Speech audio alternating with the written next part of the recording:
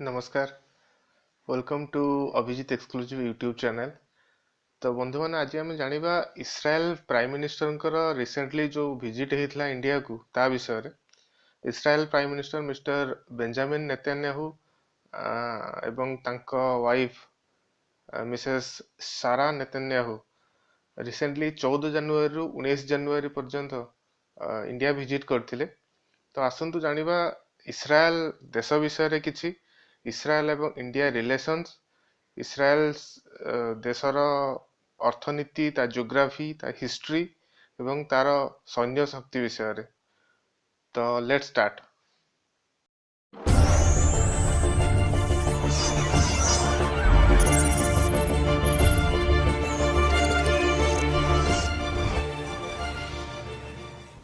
इस्राएल को घेरी रही जोर्डन, सीरिया, लेबनान, इजिप्ट एवं मेडिटेरियन सी भूमध्य सागर। इस्राएल को स्वाधीनता मिलता 1948 रे। इंडिया को स्वाधीनता मिलवार पाखापाखि वर्षे पर से ब्रिटिशर्स मान ही ताकू पराधीन रखिथिले। तर प्रथम ही ताकू अलगा अरब कंट्री माने सहायता एवं देशर मान्यता देई नथिले, कारण से माने चाहू नथिले जे अरब कंट्री सब मुस्लिम कंट्री मान भितर इहुदी माने तांकर गोटे देश बनातु।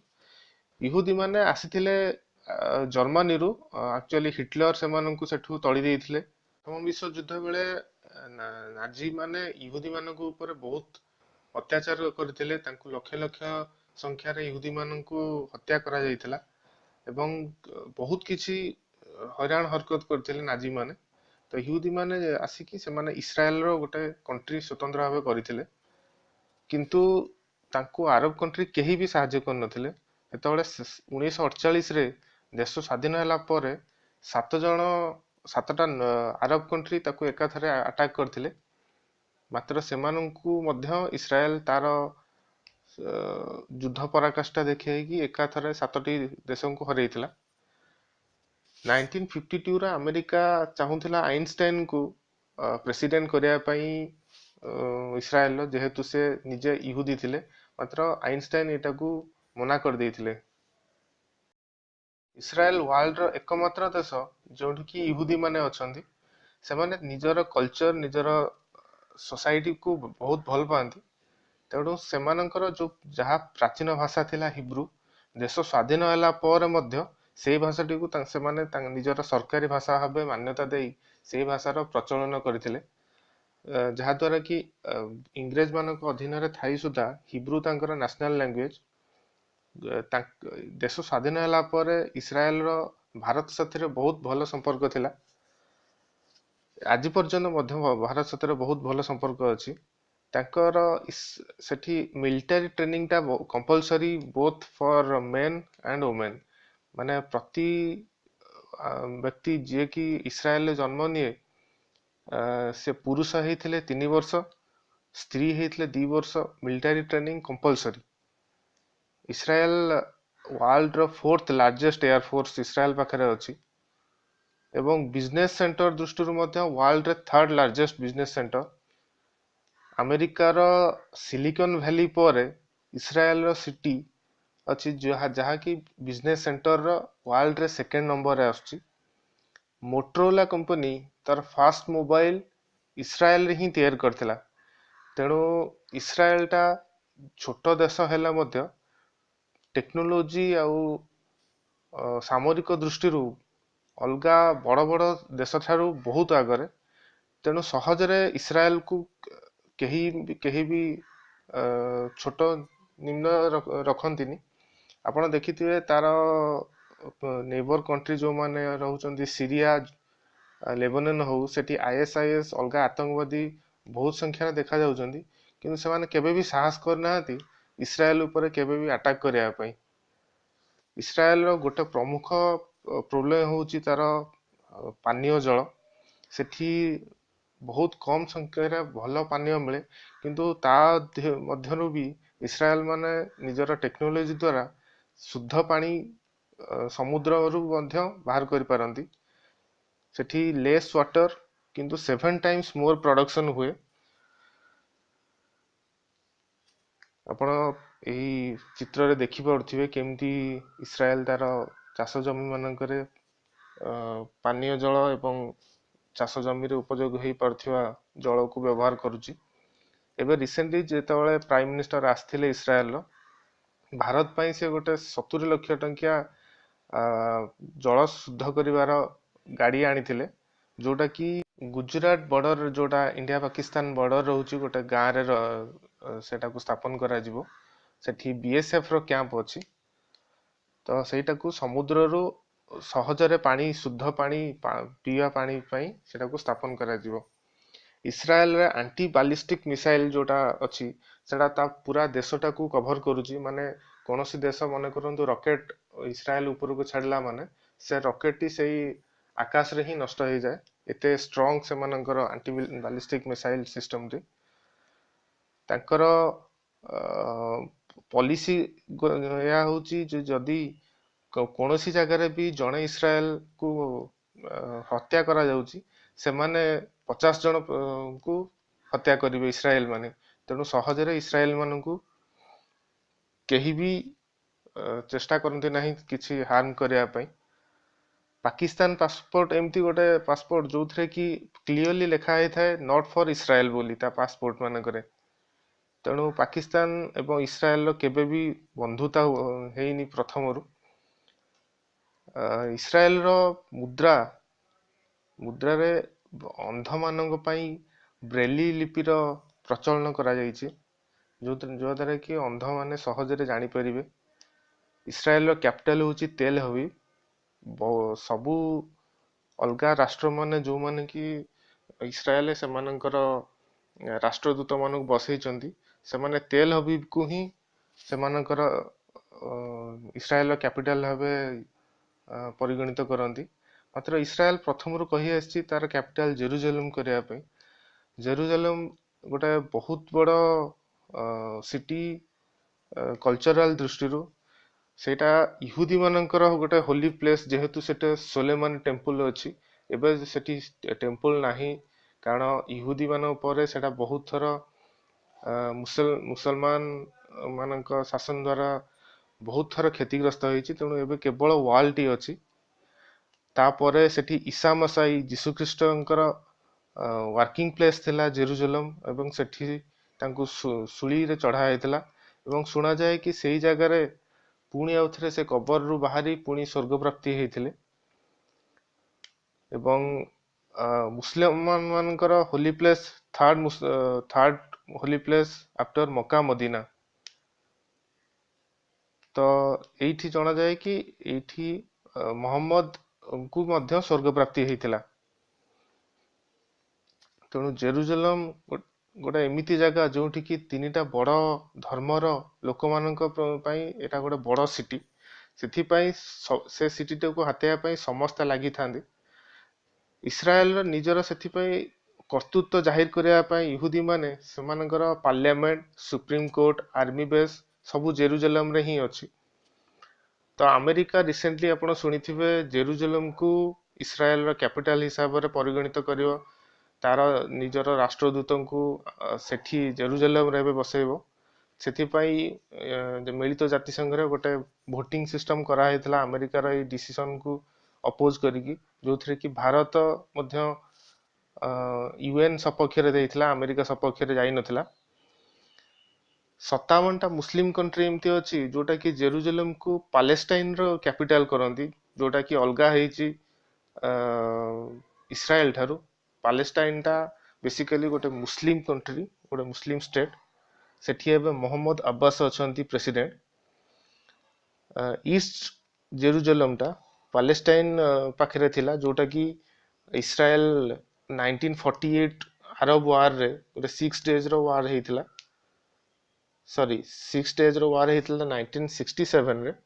1948ରେ ଯେତେବେଳେ ଯୁଦ୍ଧ ହେଇଥିଲା ଆରବ ଆଉ ଇସ୍ରାଏଲ ଭିତରେ, ସେଇଟା ଜେରୁଜେଲମ ସେତେବେଳେ ଥିଲା ଜୋର୍ଡାନ ପାଖରେ, ତା ଇଷ୍ଟ ପାର୍ଟଟା। 67ରେ ଯେତେବେଳେ ଆଉ ଥରେ 6 ଡେଜର ୱାର ହେଇଥିଲା, ସେତେବେଳେ ଇସ୍ରାଏଲ ଛଡେଇ ଆଣିଥିଲା ଜୋର୍ଡାନ ଠାରୁ ଜେରୁଜେଲମଟି। ତ ଏବେ ବେସିକାଲି ଜେରୁଜେଲମଟି ଅଛି ଇସ୍ରାଏଲ ଅକୁପେନ୍ସିରେ। ସେଥିପାଇଁ ସବୁ କଳହର ସୂତ୍ରଧର ସେଇଠି। ତ ଜୋର୍ଡାନ ରିଭର ତାକୁ ଡିଭାଇଡ କରୁଛି ଜୋର୍ଡାନ କଣ୍ଟ୍ରି। ସେଥିରେ ଆପଣ ଦେଖିପାରୁଥିବେ ଏ ମ୍ୟାପରେ ଜୋର୍ଡାନ ରିଭର ଜୋର୍ଡାନ କଣ୍ଟ୍ରି ସେଥିରେ ତାକୁ ଅଲଗା କରୁଛି। ତାର ସାଉଥରେ ଅଛି ନେଘବ ଡେଜର୍ଟ, ଯୋଉଟା କି ଇସ୍ରାଏଲର ସାଉଥରେ ଗୋଟେ ମରୁଭୂମି ଅଛି, ନେଘବ ଡେଜର୍ଟ।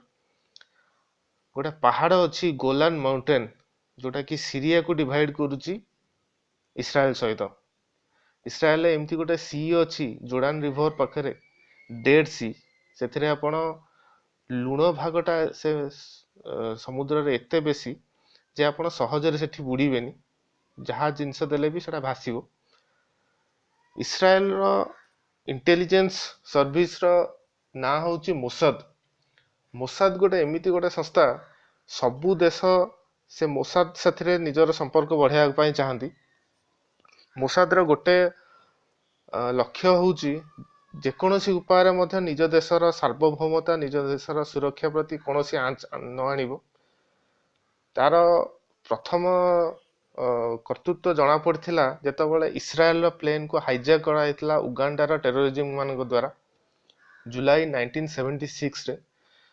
ସେତେବେଳେ ଅପରେସନ ଥଣ୍ଡର ବୋଲ୍ଟ ଚଲେଇକି ସେ ଉଗାଣ୍ଡାରୁ ଇସ୍ରାଏଲର ସବୁ ଯାତ୍ରୀ ଏବଂ ପ୍ଲେନକୁ ନେଇ ଆସିପାରିଥିଲେ ମୋସାଦର ଟିମ୍ ମେମ୍ବର ମାନେ। ତ ସେଇଥିରେ ହିଁ ଜଣା ପଡିଯାଇଥିଲା ମୋସାଦର କାର୍ତ୍ତି କେତେ ୱାର୍ଲଡ ସିନାରିଓରେ। ଯେତେବେଳେ ଇଣ୍ଡିଆର ହେଲା intelligence service research and analysis wing, ଯିଏକି ଫାଉଣ୍ଡେଡ ବାय ରାମେଶ୍ୱର ନାଥ କାଓ 1968ରେ, ସେତେବେଳେ ଇନ୍ଦିରା ଗାନ୍ଧୀ ତାଙ୍କୁ ଆଡଭାଇସ୍ କରିଥିଲେ ଯେ ମୋସାଦ ସାଥିରେ ସେ ଲିଙ୍କ ରଖି ଇଣ୍ଟେଲିଜେନ୍ସ ସର୍ଭିସକୁ ବଢାଇବା ପାଇଁ।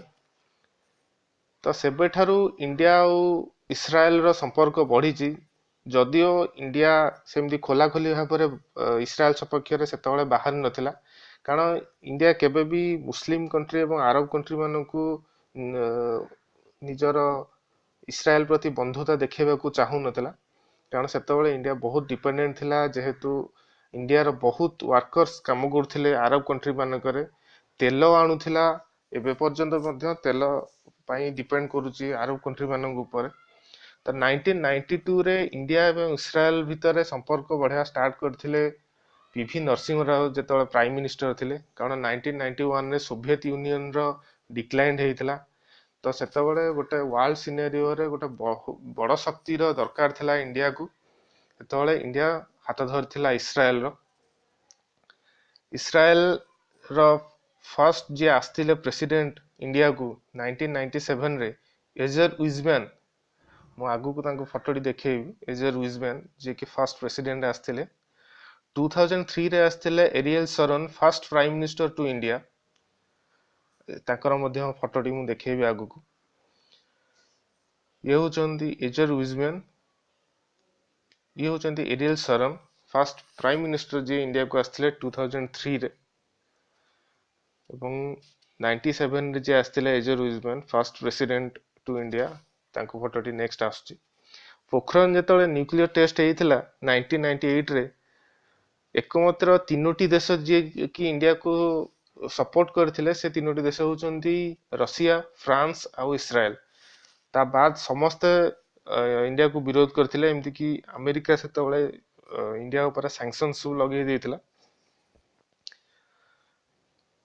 ଆମର ଇଣ୍ଡିଆ ଏବଂ ଇସ୍ରାଏଲର ଜଏଣ୍ଟ ଡେଭଲପମେଣ୍ଟ ଗୋଟେ କରାଯାଉଛି ନ୍ୟୁକ୍ଲିୟର କାପାବଲ ମିସାଇଲ ବାରାକ 8 ବୋଲି। ଅଲରେଡି ଫାଷ୍ଟ ଡିଲ୍ ହେଇଥିଲା ଆମର ଇଣ୍ଡିଆ ଏବଂ ଇସ୍ରାଏଲ ଭିତରେ ବାରାକ 1, ଯୋଉଟା କି vertically launched surface to air missile. Barak 1 vertically launched surface to air missile, ପ୍ରଥମ ସେଇଟା ଡିଲ୍ ଇଣ୍ଡିଆ ଆଉ ଇସ୍ରାଏଲ ଭିତରେ। ଏଗ୍ରିକଲଚର ପାଇଁ ମେଡିଟେରିଆନ ସି ଆଉ ମିଡଲ ଇଷ୍ଟର ଯୋଉ ସବୁ ଅଛି କ୍ରପ୍ସ ବିଷୟରେ, ସେ ବିଷୟର ଟେକ୍ନୋଲୋଜି ଇସ୍ରାଏଲ ଇଣ୍ଡିଆକୁ ଏବେ ଦେବା ପାଇଁ ରାଜି ହେଇଛି। ସେମିତି ଡିଫେନ୍ସ କଣ୍ଟ୍ରାକ୍ଟ ଭିତରେ ସେକେଣ୍ଡ ହାଇଏଷ୍ଟ ଡିଲ୍ ଇସ୍ରାଏଲ ସେଥିରେ ଇଣ୍ଡିଆର ଅଛି। ପ୍ରଥମରେ ଅଛନ୍ତି USA, United states of America. ଏବେ ଯେତେବେଳେ ଇଣ୍ଡିଆ ଆସିଥିଲେ ପ୍ରାଇମ ମିନିଷ୍ଟର ନେତାନ୍ୟାହୁ, ସେତେବେଳେ ଗୋଟେ ଛକର ଇଣ୍ଡିଆରେ ଉନ୍ମୋଚନ ହୋଇଥିଲା। ସେ ଛକର ନାଁ ହଉଛି ହାଇଫା ହାଇଫା ତିନ ମୂର୍ତ୍ତି ଚୌକ, ଦିଲ୍ଲୀରେ ହାଇଫା ତିନ ମୂର୍ତ୍ତି ଚୌକ। ସେଇଟା ଏଇ ଉଦ୍ଦେଶ୍ୟରେ କରାହେଇଛି ସେ ଚୌକଟାକୁ। ହାଇଫା ବୋଲି ଗୋଟେ ସିଟି ଅଛି ଇସ୍ରାଏଲରେ। ଫାର୍ଷ୍ଟ ୱାର୍ଲଡ ୱାର ବେଳେ ଇଣ୍ଡିଆନ ସୋଲଜର ଯୋଉମାନେ ବ୍ରିଟିଶର୍ସ ମାନଙ୍କ ସେଥିରେ ଥିଲେ, ସେତେବେଳେ ସେମାନେ ହାଇପାରେ ଯାଇକି ଇସ୍ରାଏଲର ସେ ସିଟିଟାକୁ ରକ୍ଷା କରିଥିଲେ ଅଲଗା ନାଜି ମାନଙ୍କ ଠାରୁ। ତେଣୁ ସେଇ ସ୍ମୃତି ଉଦ୍ଦେଶ୍ୟରେ ହାଇପା ତିନ ମୂର୍ତ୍ତି ଚୌକର ଉନ୍ମୋଚନ ହେଲା। ଅପରେସନ ବିଜୟ, ଯୋଉଟା କି କାର୍ଗିଲ 1999 ରେ ଯେତେବେଳେ ପାକିସ୍ତାନ ଆଟାକ କରିଥିଲା, ଏକମାତ୍ର ଇସ୍ରାଏଲ ହିଁ ଥିଲା ଯିଏକି ଇଣ୍ଡିଆକୁ ସାହାଯ୍ୟ କରିଥିଲା। ସେତେବେଳେ ଆମେରିକା ମଧ୍ୟ ଜିପିଏସ୍ ସର୍ଭିସ ଦେବାକୁ ମନା କରିଦେଇଥିଲା। ଇସ୍ରାଏଲ ସେତେବେଳେ ଡ୍ରୋନ୍, ସାଟେଲାଇଟ ଇମେଜ ସବୁ ଇଣ୍ଡିଆକୁ ଯୋଗେଇଥିଲା। ସେଥିପାଇଁ ଇସ୍ରାଏଲ ସଦାବେଳ ପାଇଁ ଇଣ୍ଡିଆର ସାଙ୍ଗ ହିଁ ରହି ଆସିଛି, ଭଲ ବନ୍ଧୁଟି ହେଇକି ରହି ଆସିଛି। ଏବେ ଜାଣିବା ବେଞ୍ଜାମିନ ନେତାନ୍ୟାହୁ, ଯିଏ ପ୍ରାଇମ ମିନିଷ୍ଟର ଅଛନ୍ତି, ତାଙ୍କ ବିଷୟରେ। ସିଏ ଯେତେବେଳେ ଇଣ୍ଡିଆକୁ ଏବେ ଆସିଥିଲେ 14 ଜାନୁଆରୀ 19 ଜାନୁଆରୀ, 25 ବର୍ଷରେ ସେକେଣ୍ଡ ଟାଇମ ପାଇଁ ଜଣେ ପ୍ରାଇମ ମିନିଷ୍ଟର ଇସ୍ରାଏଲର ସିଏ ଇଣ୍ଡିଆ ଭିଜିଟ କରିଥିଲେ। ବେଞ୍ଜାମିନ ନେତାନ୍ୟାହୁଙ୍କର ଜନ୍ମ ହୋଇଥିଲା ତେଲ ହବିବ 21 ଅକ୍ଟୋବର 1949ରେ। ସେ ଇସ୍ରାଏଲର 9th ପ୍ରାଇମ ମିନିଷ୍ଟର। ସେ ଲିକ୍ୱିଡ ପାର୍ଟିରୁ, ଇସ୍ରାଏଲର ଲିକ୍ୱିଡ ପାର୍ଟି ଗୋଟେ ଥାଏ ଅଛି, ସେଥିରେ ଲିକ୍ୱିଡ ପାର୍ଟିରୁ ସେ ପ୍ରତିନିଧିତ୍ୱ କରନ୍ତି। ତାଙ୍କର ଚାଇଲ୍ଡହୁଡ ବିତିଥିଲା ଆମେରିକାରେ। 18 ବର୍ଷ ବୟସରେ ଇସ୍ରାଏଲ ଆସିଥିଲେ, 5 ବର୍ଷ ଆର୍ମିରେ ରହିଥିଲେ। ତାପରେ 1967 ୱାରରେ ଯେତେବେଳେ ଆରବ କଣ୍ଟ୍ରି 6 ଦିନିଆ ୱାରରେ ଇସ୍ରାଏଲକୁ ଆଟାକ କରିଥିଲା, ସେତେବେଳେ ସେ ୱାରରେ ଲଢିଥିଲେ। ତାଙ୍କ ଭାଇ ଯିଏ ଜୋନାଥନ ନେତାନ୍ୟାହୁ, ସିଏ ଅପରେସନ ଥଣ୍ଡରବୋଲ୍ଟ, ଯୋଉଟା କି ଉଗାଣ୍ଡା ଟେରୋରିଜିମ ମାନଙ୍କ ଉପରେ ସେଟା କରାଯାଇଥିଲା, ସେଥିରେ ସିଏ ଏକମାତ୍ର ଶହୀଦ ହେଇଥିଲେ। ତେଣୁ ତାଙ୍କ ଜୋନାଥନ ନେତାନ୍ୟାହୁଙ୍କର ବହୁତ ଶ୍ରଦ୍ଧାରେ ତାଙ୍କ ନାଁ ନିଆଯାଏ ଇସ୍ରାଏଲରେ। 1984ରେ ସେ ୟୁଏନ ରେ ପରମାନେଣ୍ଟ ମେମ୍ବର ହେଇଥିଲେ ଇସ୍ରାଏଲ ତରଫରୁ। 1996ରେ ଫାର୍ଷ୍ଟ ଟାଇମ ସେ ପ୍ରାଇମ ମିନିଷ୍ଟର ହେଇଥିଲେ। ତାପରେ 2009 ଆଉ ଥରେ ହେଲେ, ଥାର୍ଡ ଟର୍ମ 2012ରେ ହେଇଥିଲେ। ତ ଏବେ ସେ କଣ୍ଟିନ୍ୟୁ କରୁଛନ୍ତି 2012ରୁ ଆଜି ପର୍ଯ୍ୟନ୍ତ ପ୍ରାଇମ ମିନିଷ୍ଟର। ଏବେ ଦେଖିବା ମେଜର କନଫ୍ଲିକ୍ଟ କଣ ରହୁଛି ଇସ୍ରାଏଲ ଏବଂ ପାଲେଷ୍ଟାଇନ ଭିତରେ। ଦେଖନ୍ତୁ, ପାଲେଷ୍ଟାଇନ ଗୋଟେ ଅଲଗା ହେଇକି ୱେଷ୍ଟ ବ୍ୟାଙ୍କ ଆଉ ଗାଜା ଷ୍ଟ୍ରିପ ବୋଲି ଅଲଗା ହେଇକି ସ୍ୱାଧୀନତା ମାଗୁଛି ଇସ୍ରାଏଲ ଠାରୁ। ମାତ୍ର ଇସ୍ରାଏଲ ଏଥିପାଇଁ ଦଉନି, ପାଲେଷ୍ଟାଇନ ଇସ୍ରାଏଲ ଠାରୁ ଜେରୁଜେଲମଟି ମାଗୁଛି ତାର କ୍ୟାପିଟାଲ ହିସାବରେ। ସେ ପାଲେଷ୍ଟାଇନକୁ କେବେ ବି ଇସ୍ରାଏଲ ଜେରୁଜେଲମ ଦେଇପାରିବନି। ସେକେଣ୍ଡ ହଉଛନ୍ତି ପାଲେଷ୍ଟାଇନ ରିଫ୍ୟୁଜି। ପାଲେଷ୍ଟାଇନ ରିଫ୍ୟୁଜି ଯୋଉମାନେ କି ସିରିଆ, ଲେବାନନରେ ଅଛନ୍ତି, ସେ ଏତେ ସଂଖ୍ୟାରେ ରିଫ୍ୟୁଜି ସେଠି ଅଛନ୍ତି। ଏବେ ଆଇଏସଆଇଏସ୍ ମାନଙ୍କ ଦ୍ଵାରା ଯେତେବେଳେ ଆକ୍ରମଣ ହେଇଥିଲା ଅଲଗା ଅଲଗା ଦେଶ ମାନଙ୍କରେ, ସେଠି ଯେତେ ସବୁ ରିଫ୍ୟୁଜି କ୍ୟାମ୍ପରେ ଅଛନ୍ତି, ତାଠାରୁ ମଧ୍ୟ ଅଧିକା ରିଫ୍ୟୁଜି ଇସ୍ରାଏଲ ସୈନ୍ୟମାନଙ୍କ ଦ୍ଵାରା ପରାଜିତ ହେଇକି ଏମିତି ସବୁ କଣ୍ଟ୍ରିରେ ରହୁଛନ୍ତି। ତ ଇସ୍ରାଏଲ ଏବେ ଚିନ୍ତା କରୁଛି, ଯଦି ମୁଁ ଏବେ ପାଲେଷ୍ଟାଇନକୁ ସ୍ୱାଧୀନତା ଦେଇଦେବି, ତ ଏଇ ରିଫ୍ୟୁଜି ମାନେ ଆସିକି ପୁଣି ମୋ ଦେଶର ସ୍ୱାଧୀନତା, ସାର୍ବଭୌମତା ପ୍ରତି ବିପଦ ସୃଷ୍ଟି କରିବେ। ପାଖାପାଖି 50 ଲକ୍ଷ ରିଫ୍ୟୁଜି ଅଛନ୍ତି। ତ ସେଥିପାଇଁ ଇସ୍ରାଏଲ ତାର ସିକ୍ୟୁରିଟି କନସର୍ନ ପାଇଁ ରାଜି ହଉନାହିଁ। ମିଲିଟାରୀ ଅକୁପେନ୍ସି ସେଥିପାଇଁ ସେ ହଟଉନି ୱେଷ୍ଟ ବ୍ୟାଙ୍କ ଆଉ ଗାଜା ଷ୍ଟ୍ରିପରୁ। ନେକ୍ସଟ ହଉଛି ୱାଟର ରିସୋର୍ସ। ତାର ମେଜର ପାଣି, ପିଇବା ପାଣିର ସୋର୍ସ ରହୁଛି ୱେଷ୍ଟ ବ୍ୟାଙ୍କରେ। ସେଥିପାଇଁ ସେ ହରେଇବାକୁ ଚାହୁଁନି ୱେଷ୍ଟ ବ୍ୟାଙ୍କ। କିଛି ଗୁଡେ ଏଇଥିପାଇଁ କନଫ୍ଲିକ୍ଟ ରହୁଛି। ପାଲେଷ୍ଟାଇନ ଯେତେବେଳେ ତାର ନିଜର ଅଲଗା ଦେଶ ପାଇଁ ଆରମ୍ଭ କଲା ଆନ୍ଦୋଳନ, ସେତେବେଳେ ପାଲେଷ୍ଟାଇନ ଲିବରେସନ ଅର୍ଗାନାଇଜେସନ PLO ବୋଲି ଗୋଟେ ସଂସ୍ଥା ଆଗକୁ ଆସିଲା, ଯାହାର ରାଜନୈତିକ ପାର୍ଟି ହଉଛି ଫତା ପାର୍ଟି, FATAH, ଫତା। ତାର ଫାଉଣ୍ଡେସନ କରାଯାଇଥିଲା 1964ରେ। ଆପଣ ଶୁଣିଥିବେ ୟାସିର ଆରାଫତ, ତାଙ୍କର ଗୋଟେ ବଡ ନେତା ସିଏ। ତ ଏଥର ଆସିବ ଫାର୍ଷ୍ଟ ଇନ୍ତିଫିଦା, ଯୋଉଟା କି ହେଇଥିଲା 1987 ରୁ 1993। ଇନ୍ତିଫିଦାର ମିନିଂ ହଉଛି ଅପରାଇଜିଂ। ଏଥିରେ ବୟକଟ୍ କରାଯାଇଥିଲା ଏବଂ ପ୍ରୋଟେଷ୍ଟ କରାଯାଇଥିଲା ସୈନ୍ୟମାନଙ୍କୁ, ଯୋଉଥିରେ କି ଇନ୍ତିଫିଦାରେ 100 ଜିଉଜ ଆଉ 1000 ପାଲେଷ୍ଟାଇନ ଏଥିରେ ମୃତ୍ୟୁବରଣ କରିଥିଲେ। ଆପଣ ଏବେ ଦେଖୁଥିବେ କାଶ୍ମୀରରେ ଇନ୍ତିଫିଦାର ହିଁ ଗୋଟେ ସାମ୍ପଲ ସେଇ ମଡେଲରେ ହିଁ ଚାଲିଛି 2010 ରୁ 2016 ଯାଏ। ସେଇ ପଲିସିରେ ସେମାନେ ପୋଲିସ ଉପରେ ଆଟାକ୍ କରୁଛନ୍ତି, ଆର୍ମି ଉପରେ ଆଟାକ୍ କରୁଛନ୍ତି। ତାପରେ 93ରେ ଗୋଟେ ଏଇ ଏତେ ଲୋକଙ୍କର ମୃତ୍ୟୁ ଫଳରେ ୟାସିର ଆରାଫତ, ଯିଏକି ପାଲେଷ୍ଟାଇନ ଲିବରେସନ ଅର୍ଗାନାଇଜେସନ ଏବଂ ସେତେବେଳେ ଯିଏ ପ୍ରେସିଡେଣ୍ଟ ଥିଲେ ଇସ୍ରାଏଲର, ଇଜୁକ୍ ରାବିନ, ସିଏ ଗୋଟେ ଅସ୍ଲୋ ଆକର୍ଡରେ ଗୋଟେ ସାଇନ୍ କରିଥିଲେ। ଅସ୍ଲୋ ଆକର୍ଡ ଏମିତି ଥିଲା ଯୋଉଟା କି ନରୱେରେ ସେ ଅସ୍ଲୋ ଆକର୍ଡ ପାଇଁ ସିକ୍ରେଟ ନେଗୋସିଏସନ କରାହେଇଥିଲା। ସେମାନେ ତାପରେ ୱାସିଂଟନ ଡିସିରେ ଏକାଠି ହେଇକି ସେ ସାଇନ୍ କରିଥିଲେ ସେ ଯୋଉ ଆକର୍ଡରେ। ସେଥିରେ ପିଏଲଓ ଯୋଉଟା ଥିଲା ପାଲେଷ୍ଟାଇନ ଲିବରେସନ ଅର୍ଗାନାଇଜେସନ, ସେ ପ୍ରଥମ କରି ଇସ୍ରାଏଲକୁ ଦେଶ ମାନ୍ୟତା ଦେଇଥିଲା ଏବଂ ଇସ୍ରାଏଲ ପିଏଲଓ କୁ ମାନ୍ୟତା ଦେଇଥିଲା ଯେ ସେ ପାଲେଷ୍ଟାଇନ ଦେଶ ସ୍ୱାଧୀନ କରିବା ପାଇଁ ସିଏ ହିଁ ଏକମାତ୍ର ଯୋଉ ଯାହା ସେଥିରେ କି ସେମାନେ କଥାବାର୍ତ୍ତା କରିବେ, ନେକ୍ସଟ କଥାବାର୍ତ୍ତା ସେମାନେ କରିବେ। ତ ଏଥିପାଇଁ ୟାସିର ଆରାଫତ ଆଉ ଇଜୁକ୍ ରାବିନ ନୋବେଲ ପ୍ରାଇଜ ପାଇଥିଲେ। ସେ ଏଇ 93ରେ ଯୋଉ ୱାକଆଉଟଟି ହେଇଥିଲା ତା ଫଳରେ କିଛି ଦିନ ଶାନ୍ତି ଫେରିଥିଲା। ମାତ୍ର ତାପରେ ସେକେଣ୍ଡ ଇନ୍ତିଫିଦା ହେଇଥିଲା 2000 ରୁ 2005 ଭିତରେ। ସେତେବେଳେ ଆଉ ଗୋଟେ ପିଏଲଓ ର ଫତାପଟରୁ ଅଲଗା ହେଇଥିଲା ହମାସ ବୋଲି ଗୋଟେ ସଂସ୍ଥା, ଯୋଉଟା କି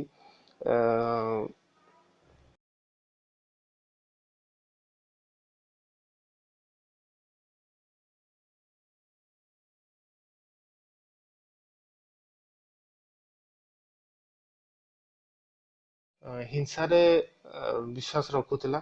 ସେଥିପାଇଁ 1000 ଜିଉଜ ଏବଂ 3200 ପାଲେଷ୍ଟାଇନଙ୍କ ମୃତ୍ୟୁ ହୋଇଥିଲା। ତେଣୁ ୟା ପରେ ସେବେଠାରୁ ଇସ୍ରାଏଲ ଆଉ କୌଣସି କଥାବାର୍ତ୍ତା କରିବାକୁ ଚାହୁଁନି। ସବୁ ମାନବାଧିକାର, ମାତ୍ର ତାପରେ ମଧ୍ୟ ଇସ୍ରାଏଲ କ୍ଷେତ୍ରରେ କିଛି ବି ଫରକ ପଡୁନି। କାରଣ ଇସ୍ରାଏଲ ନିଜ କଣ୍ଟ୍ରିର ନିଜ ଲୋକମାନଙ୍କର ସେଫ୍ଟି ପ୍ରଥମେ ଦେଖୁଥାଏ। ତ ଆପଣ ମାନେ ପ୍ଲିଜ ଜଣେଇବେ ଏଇଟା ଆପଣଙ୍କୁ କେମିତି ଲାଗିଲା। ପୁଣି ଦେଖାହବ ଅନ୍ୟ କୌଣସି ଇଣ୍ଟରେଷ୍ଟିଂ ଚାପ୍ଟରରେ। ନମସ୍କାର।